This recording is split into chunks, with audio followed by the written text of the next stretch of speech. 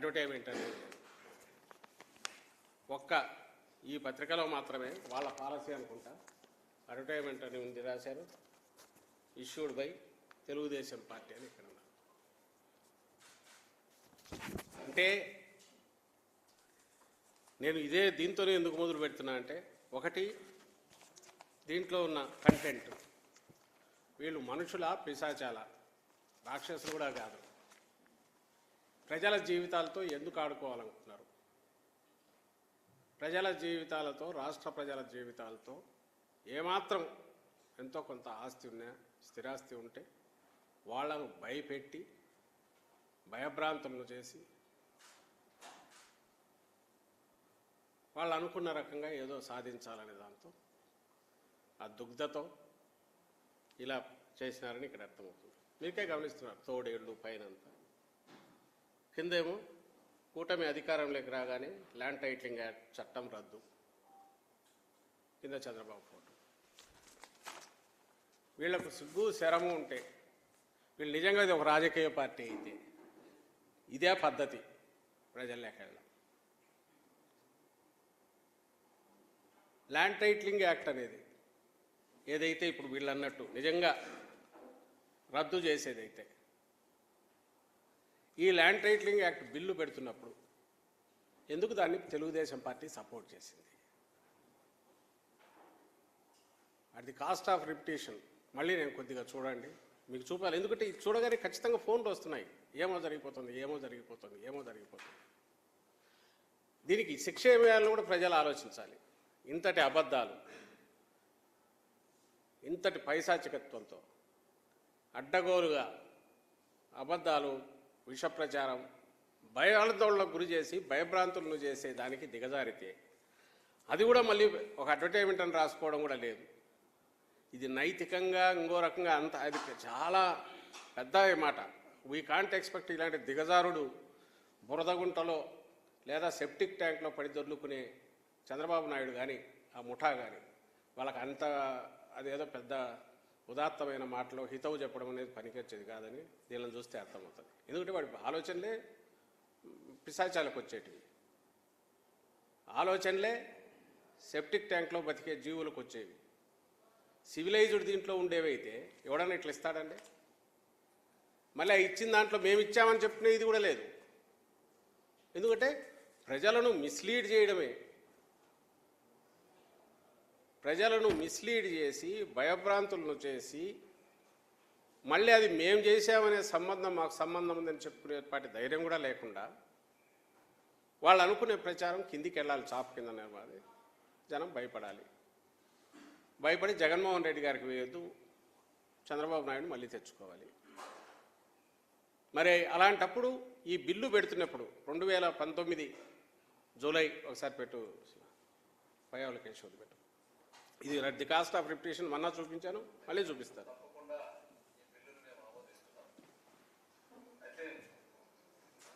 మంత్రి గారు చెప్పినట్టు వాళ్ళు లక్ష్యాన్ని చాలా స్పష్టంగా చెప్పారు అధ్యక్షుడు. ఇవాళ భూమి కొనాలంటే భయపడేటువంటి పరిస్థితులు ఉన్నాయి.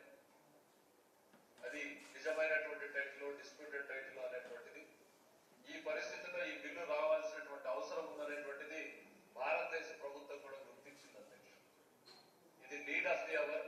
ల్యాండ్ టైటిల్ క్లియర్ గా పెట్టకపోతే ప్రాబ్లం అవుతుంది అనేటువంటి ఉద్దేశంతో భారత ప్రభుత్వం కూడా నేషనల్ ల్యాండ్ రికార్డ్స్ మోడర్నైజేషన్ అనేటువంటి స్కీమ్ ని ప్రారంభించి అన్ని రాష్ట్రాలని కూడా దీన్ని ఇంప్లిమెంట్ చేయమని చెప్పి కోరడం జరిగింది అధ్యక్ష. కర్ణాటకలో భూమి పేరుతో ఈ ప్రాజెక్ట్ ఇప్పుడు ఇంప్లిమెంటేషన్ లో ఉంది అధ్యక్ష. మంత్రి గారు మాట్లాడుతూ ఇట్లాంటి ఎక్కడైనా ఉందా లేదా ఇట్లాంటి ప్రాజెక్ట్ అనేటువంటి చెప్పారు అధ్యక్ష. ఇది మన దేశానికి కొత్త కావచ్చు, కానీ ఇది 1858వ సంవత్సరంలోనే ఆస్ట్రేలియాలో ఉంది. టారన్ సిస్టమ్ ఆఫ్ ల్యాండ్ టైటిలింగ్ అనేటువంటి విధానం ఏదైతే ఉందో, అంటే wear state guarantees the title, ఇది దాదాపు 150 సంవత్సరాల క్రితమే ఆస్ట్రేలియాలో ఉంది. దాని తర్వాత చాలా దేశాలు దీన్ని ఇంప్లిమెంట్ చేశాయి. మన దేశంలో కూడా రాజస్థాన్ లో 2016లో ల్యాండ్ టైటిల్ యాక్ట్, ఇదే యాక్ట్ దాదాపు సిమిలర్ గా ఉన్నటువంటి యాక్ట్ ని రాజస్థాన్ కూడా పాస్ చేసింది అధ్యక్ష. ప్రాక్టికల్ గా ఇంప్లిమెంటేషన్ లేక ఇంకా వాళ్ళు కూడా పోయినట్టుగా కనపడ్డారు. ఆశయాలు మాత్రం చాలా గొప్ప ఆశయాలు అధ్యక్ష. ఆచరణలో ఈ ప్రభుత్వం కాదు అధ్యక్ష, ఎవరు చేపట్టినా కూడా చాలా సమస్యలతో కూడుకున్న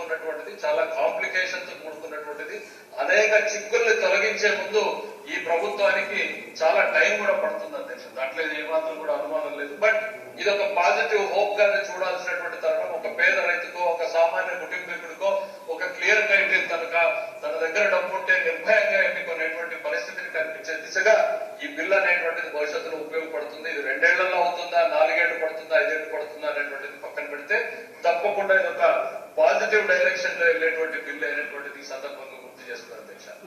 పత్రికల్లో కూడా అధ్యక్ష ఏం చెప్పారండి ఇక్కడ? ఇది 2019 జూలై 29వ తేదీ ఈ బిల్లు ఆమోదించింది శాసనసభ. ఆ టైంలో శాసనసభలో ఇది జరిగినప్పుడు 13 మంది ఉన్నారు. అందులో అచ్చెన్నాయుడు ఉన్నాడు, మిగిలిన వాళ్ళంతా ముఖ్యమైన నాయకులు అందరూ వాళ్ళు ఉన్నారు. అండ్ కౌన్సిల్లో వచ్చినప్పుడు నారా లోకేష్ ఉన్నాడు, మిగిలిన నాయకులు ఉన్నారు, వీళ్ళందరూ దాంట్లో ఉన్నారు. ఇది పూర్తిగా శాసనసభ ప్రతిపక్షం ఆమోదించి, మీరే విన్నారు, ఇది చాలా టైం కొంత పట్టొచ్చు, దీనికి ముందు చేయాల్సినవి సమస్యలతో కూడినది అని. ఎస్, అందుకోసమే జగన్మోహన్ రెడ్డి గారి ప్రభుత్వం భూ సమగ్ర సర్వే చేపట్టింది. భూ సమగ్ర సర్వే అంతా జరిగి, ఎందుకంటే only documents land titling act తెచ్చితే ఉపయోగం ఉండదు.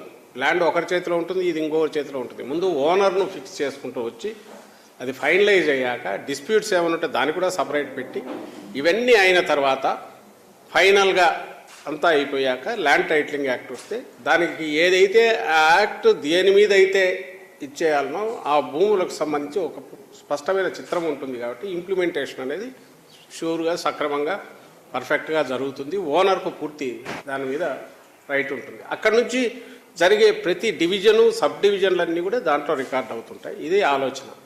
సో భూముల సమగ్ర సర్వే అంతా పూర్తి, అది పూర్తి అయిన తర్వాత ల్యాండ్ టైటిలింగ్ యాక్ట్ వస్తే సింగిల్ విండో లాగా 10 యాక్ట్లు ఇప్పుడు అప్లై అయ్యేది కాకుండా ఒక సింగిల్ దాని మీద ఎవరైనా ఆస్తి కొంటే కొనేటప్పుడే దాని ఇవి తెలుస్తాయి, ఏమైనా ప్రాబ్లమ్స్ ఉన్నాయా, లిటిగేషన్లు ఉన్నాయని. కొన్న తర్వాత నిశ్చింతగా ఉండొచ్చు, ఎందుకంటే ఇంకా దాన్ని ఎవరు ఏమీ చేయలేరు. ఇప్పుడు మాదిరి ఇప్పుడు ఒక రికార్డులో ఒకటి ఉండి, ఇంకో దగ్గర రిజిస్ట్రేషన్ చేయడానికి వీలుగా ఎంఆర్ఓ ఆఫీస్లో ఒకటి ఉండి, కింద అడంగల్లో ఒకటి ఉండి, పైన రిజిస్ట్రేషన్ ఇంకో పేరు మీద డబుల్ రిజిస్ట్రేషన్, ట్రిపుల్ రిజిస్ట్రేషన్, దీనికి స్కోప్ ఉండదు. అలాగే ఎవరైనా గవర్నమెంట్ అనుకో 22 అడ్డంగా పెట్టడం కుదరదు. అన్నిటికంటే ముఖ్యంగా ఇన్ కేస్ వన్స్ ఫైనలైజ్ అయినాక ఈ ల్యాండ్ టైటిలింగ్ యాక్ట్ అప్లై అయ్యి ఇది గవర్నమెంట్ ఇచ్చే పూచి, ఇప్పుడు ఉండేదానికి గవర్నమెంట్ పూచి లేదు. ఇప్పుడు మనం వెళ్ళి ఉన్నట్టుండి కానీ రికార్డులో సరిగా లేకపోతే ఈ బిల్డింగ్ ఉండేదైనా ఒకడు పోయి సంబంధం లేనివాడు, లేదా మీరే పత్రికల్లో మీడియాలో రిపోర్ట్ చేస్తున్నారు, కలెక్టర్ ఆఫీస్ కూడా సర్వే నెంబర్ వేసి కుదవ పెట్టి తనఖా పెట్టి డబ్బులు తీసుకుంటున్నారు, లేదా అమ్మేస్తున్నారు స్థలము. తీరా పోయి చూస్తే కలెక్టర్ ఆఫీస్ అక్కడ. ఎందుకంటే ఇప్పుడు ఇంతకాలం జరుగుతున్నది పేపర్ల మీద ఉండే దాని మీద రికార్డు బిల్డ్ అవుతుంటుంది, యాక్చువల్ గ్రౌండ్ మీద ఇంకోటేదో ఉంటుంది. అలాంటిది దీని ద్వారా గ్రౌండ్ మీద ఏముందనేది తీసుకుని దాని మీద రికార్డు బిల్డ్ చేసి పర్మనెంట్ ఒకసారి చేశాక గవర్నమెంట్ పూచి ఇస్తుంది దానికి. రామకృష్ణారెడ్డి ఇది ల్యాండ్ కొన్నాడు, తనకు సంబంధించిన ల్యాండ్ టైటిలింగ్ యాక్ట్ వచ్చినాక అతను అయితే ఏ కారణాల వల్ల ఫర్దర్ దాని మీద అది కాదు అని తేలితే అది గవర్నమెంట్ రెస్పాన్సిబిలిటీ.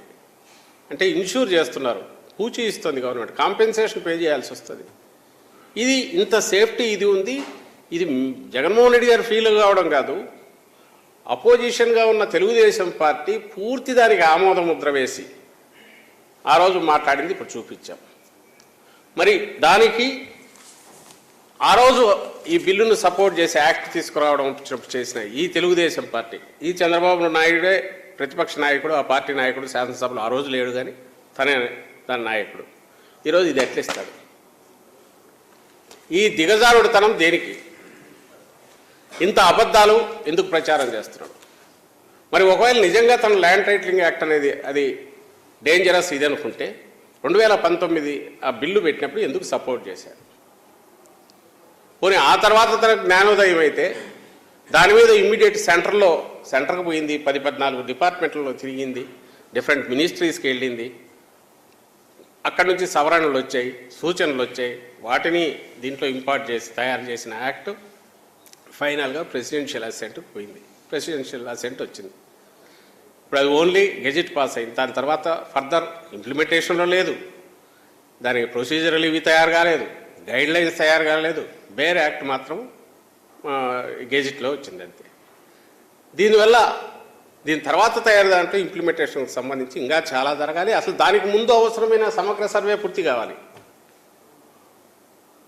నిజంగా ఏ గవర్నమెంట్ అయినా దీనికి పూర్తిగా చిత్తశుద్ధి లేని వాళ్ళైతే ల్యాండ్ టైటిలింగ్ యాక్ట్ ఒకటి చేసేసి, ఎందుకంటే నీతి ఆయోగ్ కూడా ప్రపోజ్ చేసింది.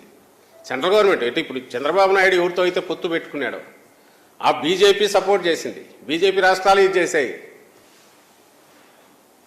లేదా మిగిలిన నీతి ఆయోగ్ అక్కడి నుంచి చాలా యాక్టివ్గా దాన్ని పర్సూ చేస్తూ స్టేట్స్కి రాశాయి.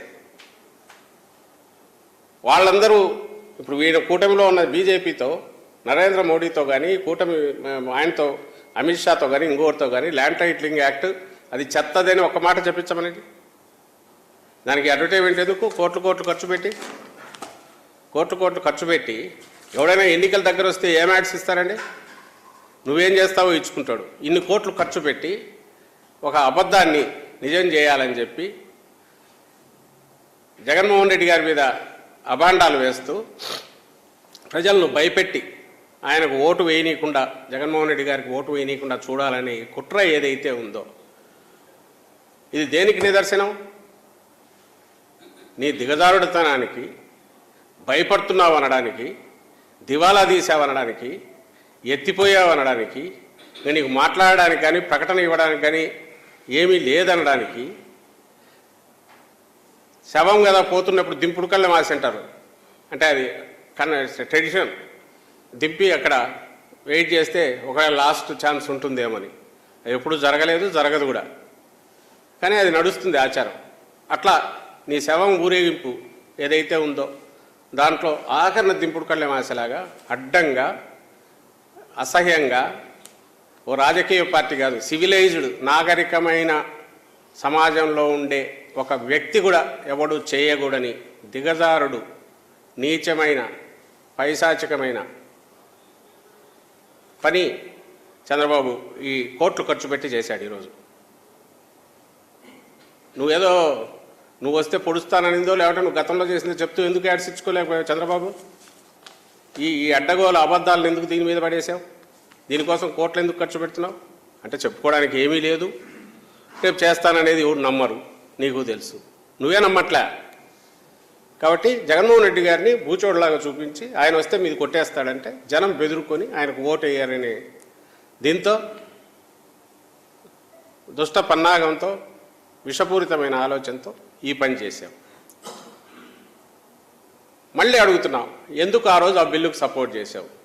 మొన్న అడిగాము కానీ సంజాయిషి లేదు, దానికి ఎక్స్ప్లెనేషన్ ఇవ్వాలా. పోనీ తర్వాత నీలో ఏదన్నా ఇది వచ్చింది అనుకుంటే ఇంత ప్రాసెస్ 19లో ఆమోదించిన బిల్లు తర్వాత ఇన్ని సంవత్సరాలు దాన్ని డ్యూ కోర్స్ పోతున్నప్పుడు మధ్యలో ఎక్కడా దీన్ని ఎందుకు మేము రియలైజ్ అయ్యాము, ఇదిగో ఈ కారణాలు వద్దంటున్నామని ఎందుకు అనలేదు? ఇప్పుడు ఎన్నికల ముందు మాత్రమే 4 రోజులు 3 రోజుల పోలింగ్ ఉందనుకో ఈ అడ్డగోలు దుష్ప్రచారానికో విష ప్రచారానికో ఎందుకు తెరలేపావు? సరే, పొలిటికల్గా ఎన్నెన్నా అనుకుంటాం, ప్రజలను భయభ్రాంతులను చేయడం అనేది ఒక రాజకీయ పార్టీ, ఏ రాజకీయ పార్టీ అయినా అది కరెక్ట్ పద్ధత. ఈసీ పర్మిషన్ దీనికి ఇచ్చిందంటే అంతకంటే ఘోరం ఉండదు. అసలు ఈసీని అప్రోచ్ చేయాలే తెలియదు. మేము వచ్చేటట్టు చంద్రబాబు గురించి, కానీ ప్రజలకు ఇది అవసరం. మరి ఓట్లు వేసేటప్పుడు ఇది చూసి వేస్తారా? ఇప్పుడు అడ్డంగా బుక్ అయినట్టే కదా. శాసనసభలో ఆమోదించారు, శాసనమండలిలో ఆమోదించారు, ఎక్కడా వ్యతిరేకించలే. ఈరోజు మరి అడ్డంగా ఇదే ల్యాండ్ టైటిలింగ్ యాక్ట్ ఏదైతే నువ్వు ఆ రోజు సపోర్ట్ చేసావో నువ్వు వస్తే రద్దు చేస్తా అంటావు.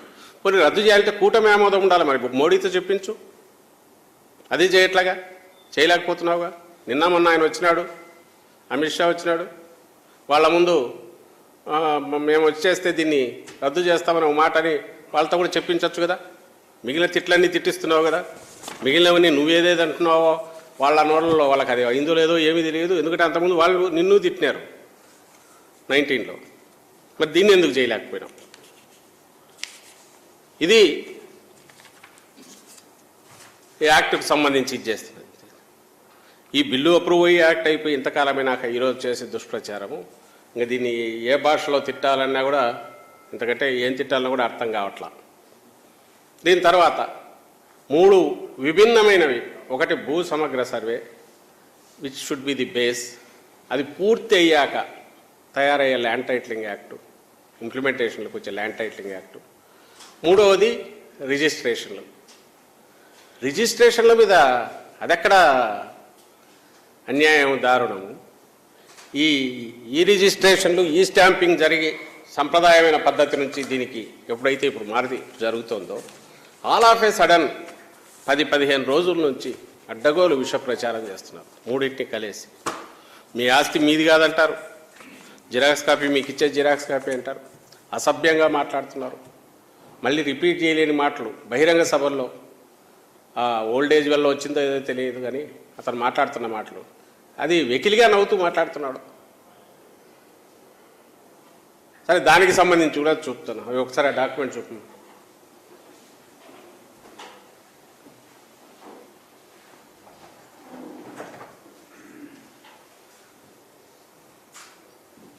ఇది ఎవరిదండి? ఎన్ బాలకృష్ణ. ఎప్పుడు జరిగిందండి? January 8, 2024.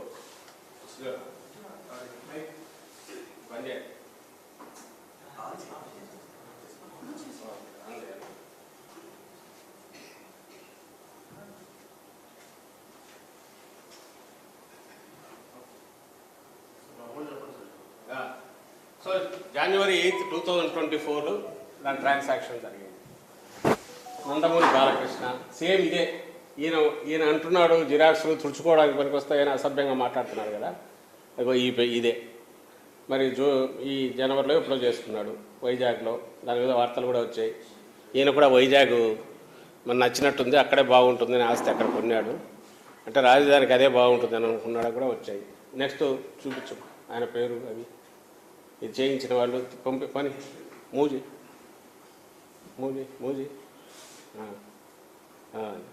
సో ఆయన ఏదో some form represented by Nandamuri Balakrishna.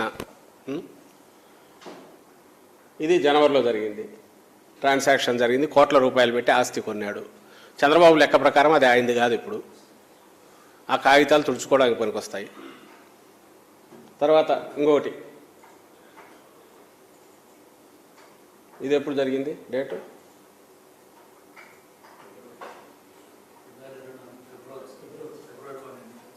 ఈ సంవత్సరమే కదా, 24 ఫిబ్రవరి.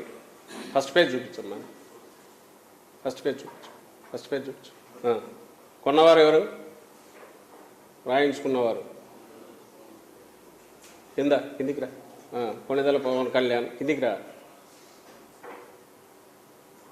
కింద ఇంకొంచెం ఎన్లార్జ్ చేయండి.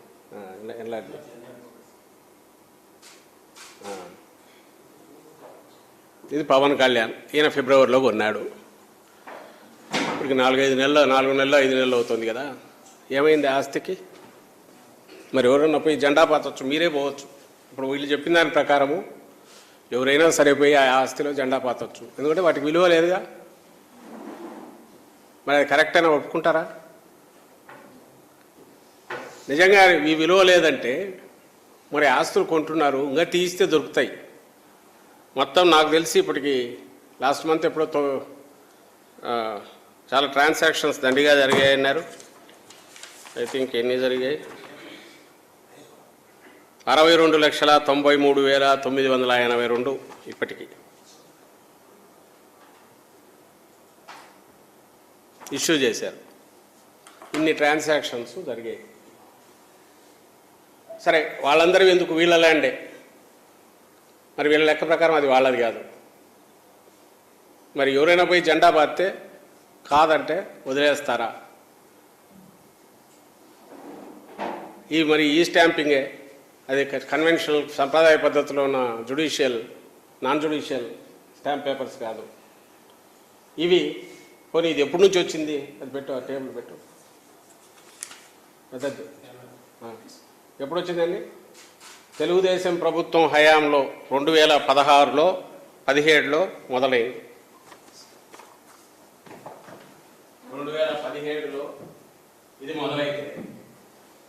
2016-17 ఫైనాన్షియల్ ఇయర్ స్టాంప్ డ్యూటీ దీని ద్వారా ఇన్ని ట్రాన్సాక్షన్స్ సెకండ్ ఇయర్ 17-18 వాళ్ళే ఉన్నారు, 77,000 థర్డ్ ఇయర్,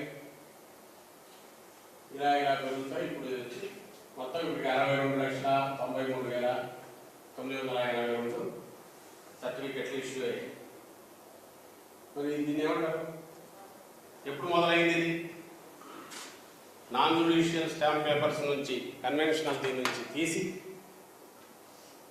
కొత్త ఈ విధానం ఏదైతే ఉందో స్టాక్ హోల్డింగ్ కార్పొరేషన్ లిమిటెడ్ అనే ఒక సంస్థ పెట్టి సెంట్రల్ గవర్నమెంట్ దాని ద్వారా ఈ అవకతవకలను అక్రమాలను అరికట్టాలని చెప్పి ఇది తీసుకొచ్చింది. దేన్ని ఒకసారి మళ్ళీ వెనక్కి పోయి దాన్ని పెట్టు, పవన్ కళ్యాణ్ కానీ ఈ stamp paper. This is the perfect world wide follow అవుతున్న సిస్టమ్. ట్యాంపర్ ప్రూఫ్, ఎవడు దాన్ని ఏం చేయలేడు, దీని మీద అక్రమాలు చేయలేడు, కొత్తవి పుట్టించలేడు. పాత డేట్తో ఇప్పుడు చేసుకుంటున్నట్టు స్టాంప్ పేపర్ చేతిలో ఉంటే పాత డేట్తో అగ్రిమెంట్ చేసుకుని చేసే అక్రమాలు జరగవు. దానికోసం ఫుల్ ప్రూఫ్ సిస్టమ్ అని తీసుకొచ్చింది. ఇది పోనీ ఎవరు పెట్టారు? ఇది ఎవరు పెట్టారు? జగన్మోహన్ రెడ్డి గారు కాదు. 2016-17లో మొదలైంది. అప్పుడు ఎవరు అధికారంలో ఉన్నారు? నారా చంద్రబాబు నాయుడు. మరి ఆయనే చేసింది కదా ఇది. ఆ రోజు ఎందుకు ఆపలే? ఇది ఏదో తుడుచుకోవడానికి పనికొచ్చేవైతే, జిరాక్స్ పత్రాలే కాపీలే మీకంతా అయితే ఆ రోజు ఎందుకు దాన్ని అడ్డగించలేదు? దీన్ని ఎందుకు ఇంట్రడ్యూస్ చేశారు? ఇదేమో నువ్వు ఇంట్రడ్యూస్ చేసింది, దేశమంతా నడుస్తున్నది, 24 రాష్ట్రాల్లో ఉంది. ఇప్పుడు జగన్మోహన్ రెడ్డి గారు దాన్ని ఓన్లీ కంటిన్యూ చేస్తున్నారు.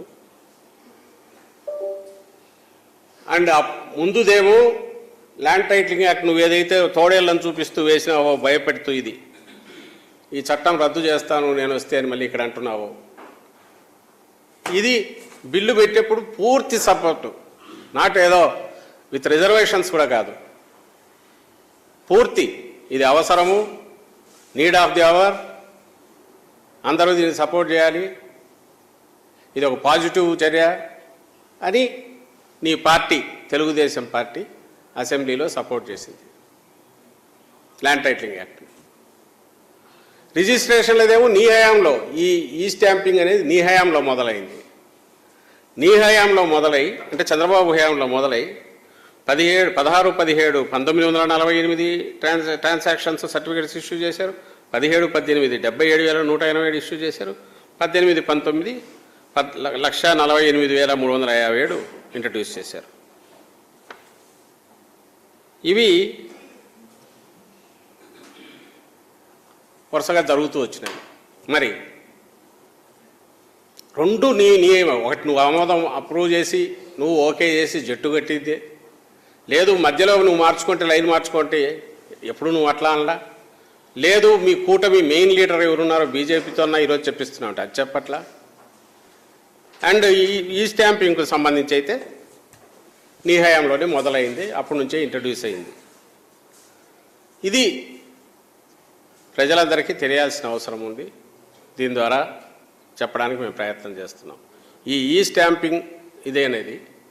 ఇంకొక దీంట్లో చిత్రం ఏంటంటే, ఈ ఆలోచన ఎప్పుడు మొదలైందంటే తెలుగు స్టాంప్ పేపర్ల స్కామ్ అందరికి గుర్తుంటుంది.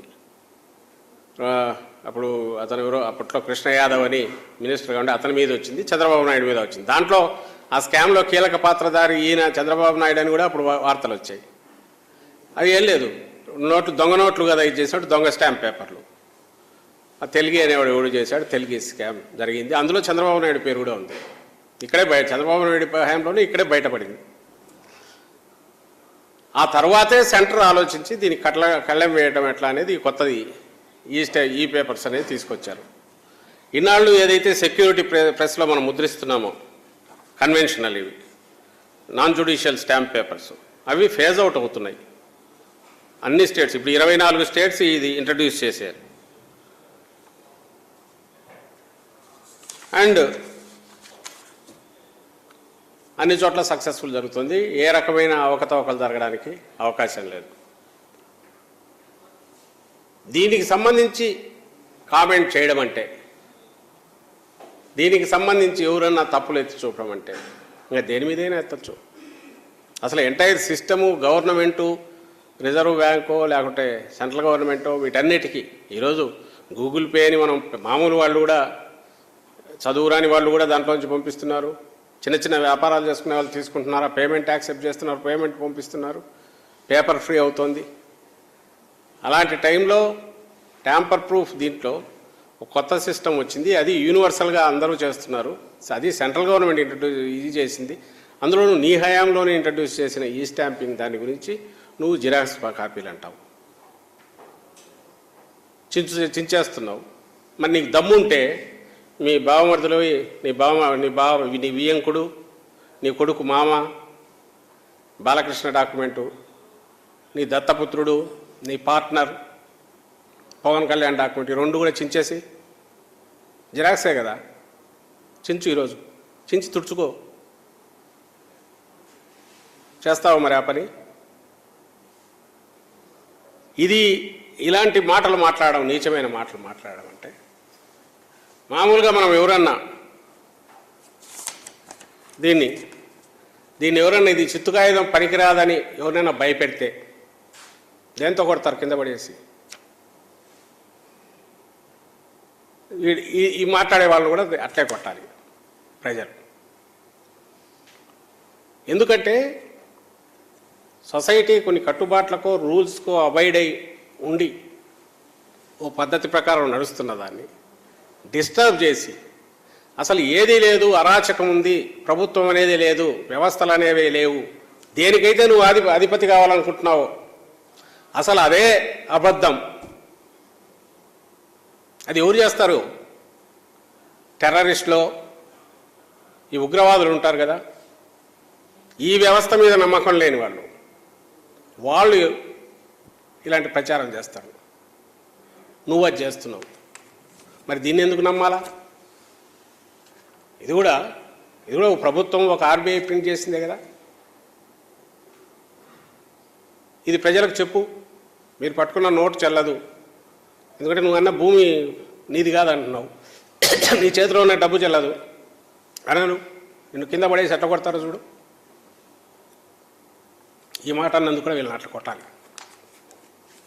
ప్రజలకు మేము అప్పీల్ చేసేది ఏంటంటే, ఈ దుర్మార్గుడు, ఈ సమాజంలో ఉండడానికి అర్హత లేని చీడపురుగు చంద్రబాబు నాయుడు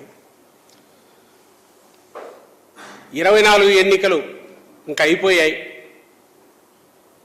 సక్రమమైన మార్గంలో ఎప్పుడూ రాలా. ఈవెన్ కూటములు కట్టో నలుగురి మీద డిపెండ్ అయ్యి వాళ్ళ భుజాల మీద ఎక్కినా కూడా అయ్యేట్టు లేదు ఈసారి. కాబట్టి భయపెడదాం. ఒక దేవుణ్ణి చూపించి రాక్షసుడని భయపెడదాం. ఒక ప్రజలు అత్యంతగా అభిమానించే పేద ప్రజలు జగన్మోహన్ రెడ్డి గారిని చూపించి ఈయన దుర్మార్గుడు, ఇతను వస్తే మీ బతుకులు నాశనం అవుతాయని ఊదరగొడదాం.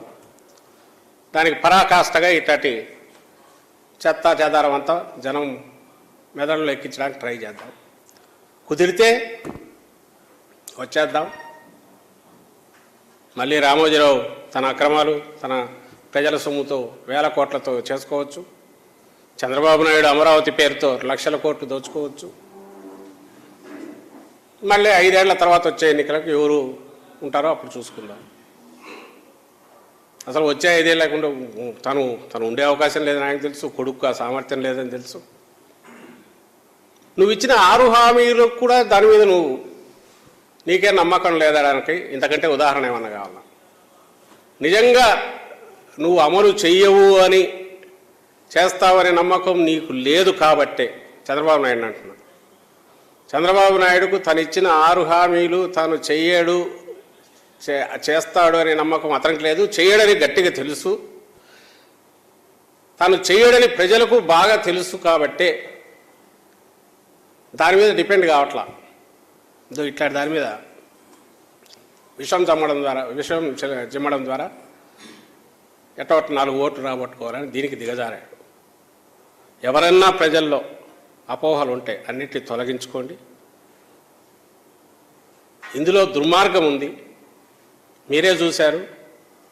ఈయన సపోర్ట్ చేసిన చంద్రబాబు నాయుడు టీం, ఆయన పార్టీ సపోర్ట్ చేసిన బిల్లే చట్టమైంది. అది కూడా ఇంప్లిమెంటేషన్లో లేదు, రాదు. ఎప్పుడు వస్తుంది అంటే మొత్తం భూముల సమగ్ర సర్వే పూర్తయి అందరివి ఎవరి భూమి ఎవరి అసెట్ వాళ్ళకు చేరిన తర్వాత ఫిక్స్ అయిన తర్వాత అప్పటికొచ్చిన గైడ్లైన్స్ ఇదే కోర్టులో కూడా ఇదే సబ్మిట్ చేశారు. అనుమానాలు ఉంటే ఇవన్నీ సలహాలు సూచనలు ఇంకా తీసుకొని అవన్నీ అయినాక యాక్సెప్టెన్స్ అయినాకనే అమలులోకి వస్తుంది. బై దట్ టైం ఆస్తులన్నీ ఎవరి వాళ్ళ చేతిలో భద్రంగా ఉంటాయి. అవి మరింత భద్రంగా ఉండేట్టు చేయడానికి అప్పుడు వస్తుంది. ఈ మధ్యలో అందరూ దాంట్లో గ్రామ సభలు జరుగుతాయి, పబ్లిక్ ఒపీనియన్ తీసుకుంటారు. అయినా జగన్మోహన్ రెడ్డి గారు ఎవరైతే లక్షల ఎకరాలు ఫ్రీ చేసిన నాయకుడు, చంద్రబాబు ఇరకాటంలో పెట్టిన చుక్కల భూములు, చంద్రబాబు 22A పెట్టి అన్ని నిషిద్ధమైన దీంట్లో పెట్టిన చుక్కల భూములు కానీ మిగిలినవి కానీ ఈయన ఫ్రీ చేశారు. ఈరోజు ఊపిరాయట్ రైతులకు చేశాడు. ఇనాం భూములు కానీ లిటిగేషన్లో పెట్టి నానా రకాల ఇదైనవి ఎన్ని లక్షల ఎకరాలు 22A పెట్టాడు చంద్రబాబు నాయుడు. అడ్డంగా అవి పెట్టడము, తాను కానీ తన కింద ముఠా వాళ్ళకు కానీ డబ్బులు ఇస్తే వాటిని ఫ్రీ చేయడం, మిగిలినవన్నీ అట్లా పెట్టిండడం. వాటికి శాశ్వత పరిష్కారం జగన్మోహన్ రెడ్డి గారు ఇచ్చారు. ఈరోజు ఆయనకు అసలు ఈ ఆలోచన వస్తుందా జగన్మోహన్ రెడ్డి గారికి? ప్రజలకు తెలియదా? అయినా సరే లాస్ట్ మినిట్లో కొడితే కొంతమందిన నమ్మకపోతారా, 4 ఓట్లన్నా రాలేకపోతాయి. కానీ ఈ అడ్డగోలు దిగజారుడు దీనికి చంద్రబాబు నాయుడు వచ్చాడు. దయచేసి దీన్ని గమనించాల్సిందిగా కోరుతున్నాను. Thank you.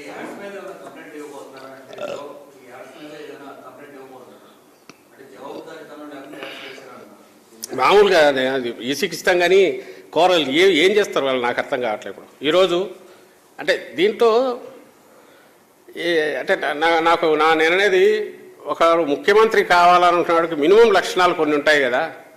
వాటిలో అత్యంత మామూలు అయింది అంటే ఓనర్షిప్ తీసుకోవడం. ఇది నేను ఇస్తున్నాను అని చెప్పేంత ఇది కూడా లేకుండా వేసుకున్నోడు వాడిది తప్పే, ఇచ్చినోడు ఇవ్వడము తప్పే. ఎందుకు పెడతాం? పలానా రామకృష్ణ నాయుడు ఇచ్చాడంటే అనకపోతే అది ఎవరిచ్చారో తెలియదు కాబట్టి ఇవ్వమనేది రూల్ ఉంటే దాన్ని వైలేట్ చేశాడు. ఇవ్వకూడని కంటెంట్ ఇచ్చాడు. ఇలాంటి వాడికి సంబంధించినంత వరకు కంప్లైంట్ ఇచ్చేసరికి ఆయన ఇదేంటంటే రేపటి నుంచి వేయొద్దంటారు. సరిపోతుంది, పోవాల్సింది పోయింది కదా. ఇందుకు కోట్ల రూపాయలు ఖర్చు పెట్టాడు. కంప్లైంట్ ఇస్తాం కానీ ఈలోగా కిందికి పోవాల్సింది పంపించేశాడుగా. అయినా ఇది కూడా అనవసరం. ఎలాగో ఈ పేపర్లలో ఇదేది వీటిలో వీడు రాసేదంతా విషయమే కదా కక్కేది. ఇది కానీ ఇది వీడు కానీ వీళ్ళకి నిజానికి ఇది కూడా అవసరం లేదు. ఎలాగో బ్యానర్ అయినా వీళ్ళు ఇట్లే పెడతారు, 2 తోడేళ్ళు వేసి దానికి యాడ్ కూడా అవసరం లే, అట్లే పెడతారు. ఈరోజు ఇంకొంచెం దీనికి పెట్టే డబ్బులు కూడా తీసుకుంటారు.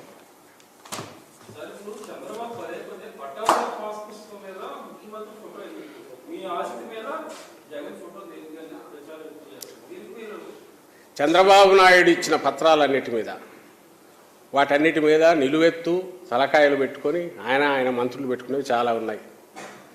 ఈ పర్టికులర్ దానికి సంబంధించినంత వరకు హిస్టారికల్గా 120 years ఆల్మోస్ట్ ఎప్పుడో 1907లో జరిగితే ఇప్పుడు సమగ్ర భూ సర్వే అనేది ఫైనల్గా ఈరోజు ఏదైతే వచ్చిందో ఇది మొత్తం శాశ్వతంగా ఒక పరిష్కారం చూపి భవిష్యత్తులో ల్యాండ్ రిలేటెడ్ ప్రాబ్లమ్స్ ఏదో అసలు లేకుండా చేసే దిశగా వేస్తున్న పెద్ద అడుగు. అంటే హిస్టారికల్ మొత్తం చరిత్రలో చూస్తే ఇది ఒక పెద్ద ముందడుగు. 150 ఏళ్ల తర్వాత జరుగుతుంది. దీనికి సంబంధించిన ఎక్సర్సైజ్ ఇది. ఆ ఎక్సర్సైజ్లో వచ్చిన దాని మీద సంబంధించి దీనికి చూపించి తన కుళ్ళుబోతనం అంతా ఎక్స్ప్రెస్ చేసుకోవడం తప్ప మేము చూపాలంటే రోజు చూడొచ్చు. ఏది ఈయన పెట్టినవి అవన్నీ చూపించి ఏది ఆయన లేనివి ఏది చూపండి నాకు. ఎల్లో కలర్ లేకుండా చంద్రబాబు ఫోటో లేకుండా ఏమేమి సార్ చెప్పండి వాళ్ళ గవర్నమెంట్ ఉన్నప్పుడు. ఇష్యూ డైవర్ట్ చేయడానికి ఇంకోదానికి తప్ప ఇష్యూ వచ్చి నీ ల్యాండ్ వేరే వాడు తీసుకోవడానికి అవకాశం ఉంటుందా? ఉంటుంది. తప్పుడు వీళ్ళు ఉంటే ఉంటుంది, చంద్రబాబు లాంటి వాళ్ళు ఉంటే ఉంటుంది. ఆయన హయాంలో జరిగింది. వెబ్ ల్యాండ్ అని పెట్టి ఒక లేయర్లో పైన డిజిటలైజేషన్ జరిగినప్పుడు రామకృష్ణాయుడి పేరు తీసి ఇంకొకరి పేరు ఎవరో పెట్టి సుబ్బరాయుడి పేరు పెట్టి దాన్ని చేసుకొని ఈ దారిని ట్రాన్సాక్షన్ చేసుకుంటాడు. వీడు ఓనర్కి తెలియదు. బై ది టైం రియలైజ్ చేసే ట్రాన్సాక్షన్ కూడా అయిపోయింది. జరిగాయి, 1000 ఎకరాలు జరిగాయి, లిటిగేషన్లో నడుస్తున్నాయి. చేసింది చంద్రబాబు చేశాడు. అలాంటివి జరగకుండా ఉండడానికి పరిష్కారం జగన్మోహన్ రెడ్డి గారు ఈరోజు భూ సమగ్ర సర్వే ద్వారా ప్రయత్నం చేస్తున్నారు. సరే, అది ఎంటైర్లీ డిఫరెంట్ ఇష్యూ నేను అంటున్నాను దానికి సంబంధించి. ఇప్పుడు అది ఎక్స్ప్లెనేషన్ లాగా తయారవుతుంది. నువ్వు సంబంధించి ఉన్నట్టుండి ఎవడన్నా ఉంటే ఒక టెర్రరైజ్ చేసే రకంగా, భయపెట్టే రకంగా, ఏ వ్యవస్థకైతే నువ్వు అధిపతి కావాలనుకున్నావు ఆ వ్యవస్థ మీదే ప్రజలకు నమ్మకం సన్నగిల్లేలాగా విష ప్రచారం చేయడం ఒక తప్పు అయితే, డేంజర్ అయితే, ఇంక ఇలాంటిది ఇవ్వడం అంటే ఇంక ఇంతకంటే ఘోరం ఏముండదు అనేది చెప్పడం మా ఉద్దేశం. అంటే దాంట్లో అలాంటిది ఏమీ లేదని తెలుసు. అది లేదు కాబట్టి ఆ రోజు టీడీపీ సపోర్ట్ చేసింది, బీజేపీ, సెంట్రల్ గవర్నమెంట్ దాన్ని యాక్సెప్ట్ చేసింది, అన్ని చోట్ల నీతి ఆయోగ్ చేసింది, ఎంటైర్ దేశమంతా కూడా ఆ వైపు మూవ్ అవుతున్న దాన్ని జగన్మోహన్ రెడ్డి గారు ఏదో దాన్ని ఇచ్చేశారని చెప్పి చెప్పడం. భూ సమగ్ర సర్వే అనేది జగన్మోహన్ రెడ్డి గారి పూర్తి ఒక విప్లవాత్మకమైన చర్య. క్రెడిట్ అంతా ఆయనకు పోతుంది సొంతం. వేరే ల్యాండ్ టైటిలింగ్ యాక్ట్ కానీ ఈ స్టాంపింగ్ అనేది ఓ ప్రాసెస్లో ఆల్రెడీ ఉన్నవి. అక్కడికి ఈ ల్యాండ్ టైటిలింగ్ యాక్ట్ భూ సమగ్ర సర్వే చేయకుండా భూములకు సంబంధించి క్లించింగ్ అంటే ఫైనల్ సొల్యూషన్ చూపి ఎవరి ల్యాండ్ ఎవరిది, ఎవరి ఆస్తి ఎవరిదో చూడకుండా ఇది చేయడం నిష్ప్రయోజనము, దీనివల్ల పెద్ద ఉపయోగం ఉండదు, ఇది కూడా చేస్తేనే ఇది ఉపయోగం ఉంటుందని దీన్ని కూడా మొదలుపెట్టి దీని తర్వాత ఇది చేయాలనుకున్న దాంట్లో ఈయన దార్శనికత కనపడుతుంది. ఎవరిది? మన జగన్మోహన్ రెడ్డి గారి ఇది కనపడుతుంది. విజనరీ కనిపిస్తుంది, విజన్ కనిపిస్తుంది. ఒక విజనరీ ఎట్లా చేయాలనో అది చేస్తున్నాడు. సరే, దాన్ని ఆయన అప్రిషియేట్ చేయడం అది అయ్యే పని కాదు. దాని బదులు ఇంకోటి ఏదో తీసుకొచ్చి బెదరగొట్టి, జనాన్ని బెదరగొట్టి 4 ఓట్లు దండుకోవాలని చూస్తున్నాడు అని ఎత్తి చూపడం నా ఉద్దేశం. జనం జాగ్రత్త ఇలాంటి వాడి పట్ల, ఇలాంటి అబద్ధాలు విష ప్రచారాలు చేసే వాళ్ళ పట్ల ఎక్కడికక్కడ నిలదీయండి. ఒకవేళ ఆయన అన్నది కరెక్ట్ అయితే గతంలో ఎందుకు సపోర్ట్ చేసావు అడగండి. అలాగే మరి ఆయన బావమరిదో, ఆయన వియ్యంకుడు, పవన్ కళ్యాణ్ ఆయన శిష్యుడు, ఆయన జట్టు సభ్యుడు, మైనర్ పార్ట్నర్, ఆయన ల్యాండ్ కొన్నాడు, మరి దానికి ఏమైందో చూసుకోండి, అడగండి. అక్కడ కానీ మిగిలిన వాళ్ళది ఎందుకు జిరాక్స్ పత్రాలు అవుతాయి అడగండి. కొన్ని ఆ ట్రాన్సాక్షన్స్ ఎప్పుడు మొదలయ్యాయంటే 2016లో మొదలయ్యాయి, 16-17లో, అది కూడా గుర్తుపెట్టుకోండి.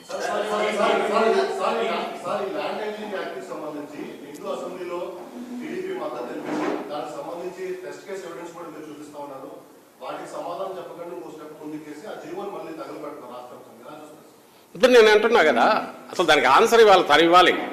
అవును ఆ రోజు ఎందుకు చేసామని అదనట్లా. ఆయనకు ఈ 2 రోజులు ఏదో ప్రపంచం బద్దలైపోతుంది, భూమి బద్దలైపోతుంది, ఆంధ్రప్రదేశ్లో ఘోరం జరుగుతుంది, జగన్మోహన్ రెడ్డి ఇంతకుముందు అన్నట్టు ఆయన్ను ఒక దీని కింద చూపాలి, ప్రజలను భయపెట్టాలి. దాంట్లో ఉండేవాడు ఏమైనా చేస్తాడు. ఇప్పుడు దీనికి కూడా ఆన్సర్ ఇస్తాడని నేను అనుకోవట్లే, అందుకే నేను ఆయన అడగట్లే. ప్రజలను గమనించ ఎంత దుర్మార్గుడు. అసలు ఈ సొసైటీలో ఉండదగిన వాడు కాదు చంద్రబాబు నాయుడు. ఎన్నికలు ఇవి ఫర్గెట్, ఇవి చాలా పెద్దవి. ఎన్నికలు, అధికారంలోకి రావడము, ఆ పార్టీ కానీ చంద్రబాబు నాయుడు కానీ ఈ సమాజంలో సివిలైజ్డ్ సొసైటీలో ఉండే అర్హత లేదు. ఈ విషయం ప్రజలు గమనించి అతనికి ఈసారి ఇంకా ఫైనల్ ఏ రకంగా తీర్పు ఇవ్వాలనో అది ఇచ్చేసేయాలి. అతను మాట్లాడే మాటలను కానీ, పిచ్చి కూతలను కానీ వాటిని పట్టించుకోవద్దు. ఇష్యూస్ బేస్డ్ దీని మీద జగన్మోహన్ రెడ్డి గారు ఏం చేశారో చూడండి. అలాగే చంద్రబాబు నాయుడు 14-19 మధ్య ఏం చేశాడు అది గమనించండి. మళ్ళీ ఇప్పుడు చెప్పేవి చేయడు అనే విషయాన్ని గ్రహించండి. జగన్మోహన్ రెడ్డి గారు వస్తే పథకాలు కంటిన్యూ కాకుండా ఇంకా మెరుగవుతాయి, జీవితాలు మెరుగవుతాయి. ఎందుకంటే చేసి చూపించాడు కాబట్టి. చంద్రబాబు నాయుడు వస్తే ఇవన్నీ ఆయన చేసినవి ఎలాగో ఇవ్వడని వాళ్ళకు తెలుసు, వాళ్ళకు తెలుసని చంద్రబాబు నాయుడు తెలుసు. ఉన్నవి కూడా పూర్తి ఆగిపోతాయి. ఇది గ్రహించి ఖచ్చితంగా తమ ఓటు ఏదైతే ఉందో అది ఈ వైపే వేసి తమ జీవితాలు కాపాడుకోమని, రాష్ట్రాన్ని కాపాడమని ప్రజలకు విజ్ఞప్తి చేస్తారు.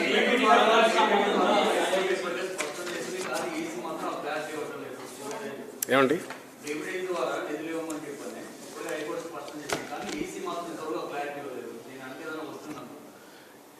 ఈ డీబీటీకి సంబంధించినంత వరకు హైకోర్టు దీన్ని వచ్చినాక మళ్ళీ ఫర్దర్ ప్రొసీడ్ కాకుండా ఈసీ నుంచి క్లారిఫికేషన్ ఇవ్వమని ఏదైందో అదేదో పంపించుంటారనుకుంటుంది గవర్నమెంట్. ఇప్పుడు ఈసీ దీంట్లో పర్యవేక్షణ నడుస్తుంది, వాళ్ళు రాస్తారనుకుంటా. కానీ ఖచ్చితంగా ఈసీ నిన్న క్లారిఫికేషన్ అడగడంలోనే మీరు గమనిస్తే దాంట్లో మీడియాలో చూసింటారు. ఆ రోజు మీరు దాన్ని స్టార్ట్ చేస్తే ఇన్ని రోజులు ఎందుకు ఇవ్వలే, కోడ్ రావడానికి ముందే ఇచ్చేశారు కదా, ఇన్ని రోజులు ఎందుకు రాలేదు, ఇప్పుడు రావడం అనేది ఎన్నికల మీద ప్రభావం పడదా, పడే అవకాశం ఉందని మా దగ్గరకు వచ్చిన ఈ ఇన్పుట్స్, కంప్లైంట్లు వీటిలో ఉందంటే చేసింది ఎవరంటే ఇది వీళ్ళే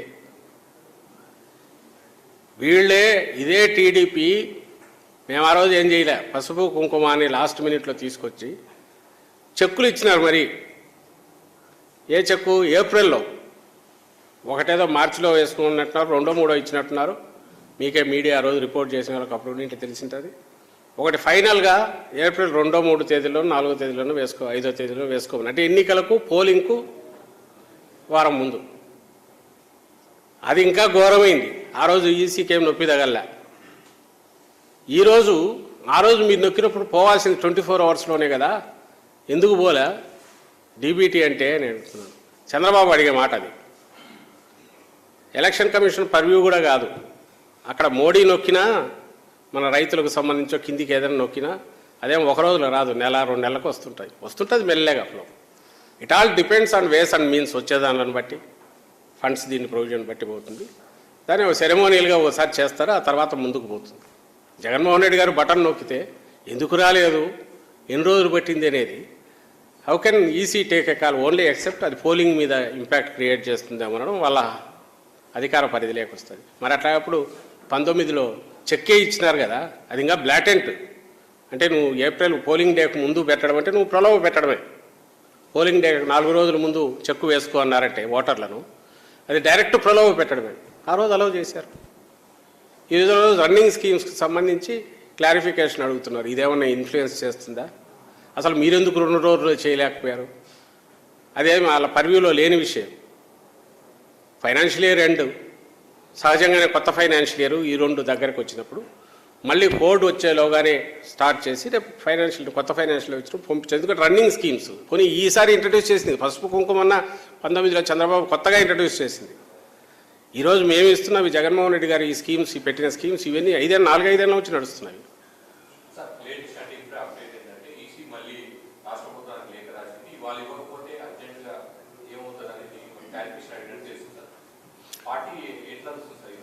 ఖచ్చితంగా ఇది ఈ తెలుగుదేశం పార్టీ బీజేపీతో పొత్తు పెట్టుకొని రేపు ఫ్యూచర్లో ఎట్లుండబోతుంది స్టేట్ పరిస్థితి అనేది ఇప్పటి నుంచి చూపిస్తుంది. వీళ్ళు పోయి అక్కడి నుంచి ప్రెషర్ తీసుకొచ్చి ఏం చేస్తున్నారో తెలియదు, కానీ కోర్టు పర్మిషన్ ఇచ్చి విండో ఓపెన్ అయినా కూడా మళ్ళీ అక్కడ వెళ్ళి ఏమైందో తెలియదు. క్లారిఫికేషన్, మేము అడిగిన క్లారిఫికేషన్ ఇవ్వండి, తర్వాత మేము ఇచ్చే డైరెక్షన్ బట్టి పోండి అనేది ఈసీ నుంచి వచ్చినది అని నేను టీవీలో చూశాను. పొద్దున్నే ఇట్లా వచ్చిందని చూశాను. అంటే ఏంటి, నిన్న అడిగిన దానికి క్లారిఫికేషన్ మొత్తం కోర్టులో జరిగినాయి ఆల్రెడీ.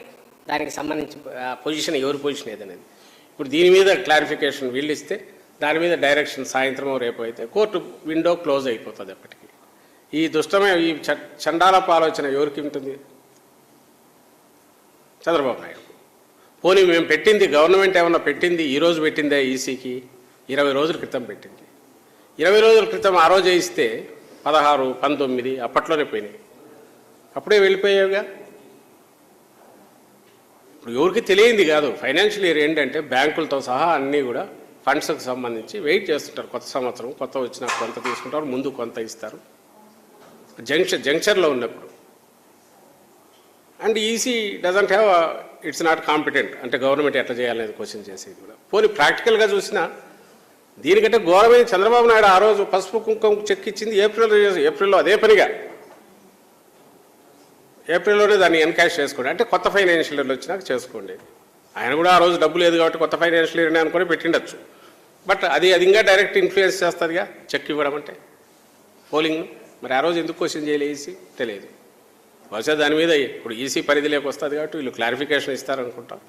ఒకవేళ అది ఈవినింగ్లోగా కాకపోతే వాళ్ళు ముందు కమిట్ అయినట్టు ఈసీ 13 తర్వాత చేసుకోమనింది కాబట్టి 14, 15 చేస్తారు. దానివల్ల ఏమిది కాదు. కానీ వీళ్ళ ఇలాంటి నీచమైన ఎత్తుగడలు ఎంతవరకు పోతారు? ఈవెన్ ప్రజలను ఇబ్బంది పెట్టడానికి కూడా పోతారు. ఇది మా పార్టీకో మాకు సంబంధించి ఇబ్బంది ఏముందేడా?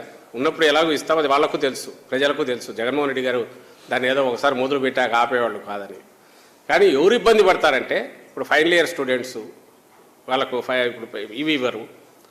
అలాగే పేమెంట్స్ ఉంటాయి లింక్డ్ విత్ బ్యాంకు, ఆసరా కానీ లేక మన చేయూత కింద ఇచ్చే వాటికి, చిన్న కుటీర పరిశ్రమలో స్వయం ఉపాధి స్కీముల కింద పెట్టుకున్న వాళ్ళకు, బ్యాంకులు లోన్ తీసుకున్న వాళ్ళకు పేమెంట్స్ ఉంటాయి, అవే ఆగిపోతాయి. ఇబ్బంది పడతారు జనం. ఆ ఇబ్బందులన్నిటికీ ఎవరికి కారణం అంటే చంద్రబాబు నాయుడు కారణం. ఆయన పోయి ఈరోజు కూడా ఎవరితోనో వేయించినట్టున్నాడు, ఇవ్వద్దని కేసు కూడా వేయించినట్టున్నాడు. ప్రాక్సీలను ఉన్న పెట్టుకుంటాడు, వాళ్ళతో వేయిస్తాడు, వేయించి అల్టిమేట్ ప్రజలను ఇబ్బంది పెడతాడు.